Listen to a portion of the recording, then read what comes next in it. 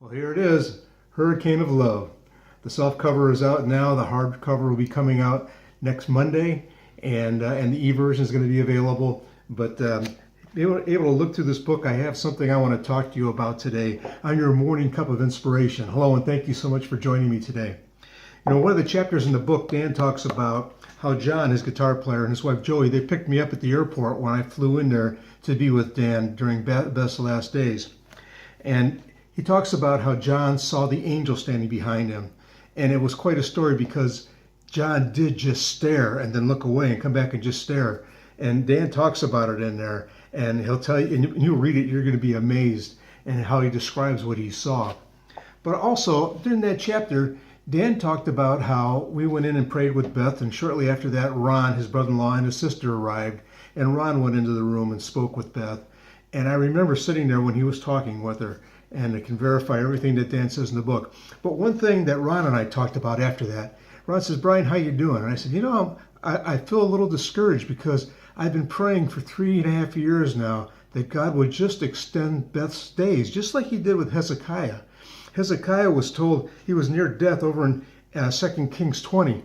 And it says he was sick and near death, and Isaiah the prophet and the son of Amos went to him and said to him, "Thus says the Lord, set your house in order, you shall die and not live."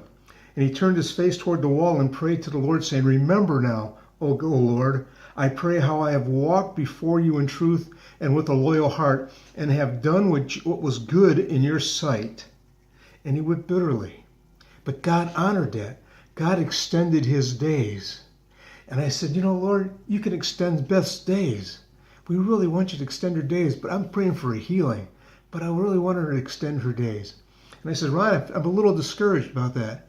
And Ron said, Brian, he goes, you just answered just what you were asking. The answer came right out of your mouth. And I said, what's that? He says, God did extend her days. They only gave her a year to 1.5 years at the most.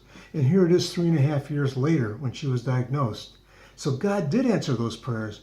And that time that they were able to spend together, Danny and Beth and the kids and the grandkids, these are days that they weren't going to have.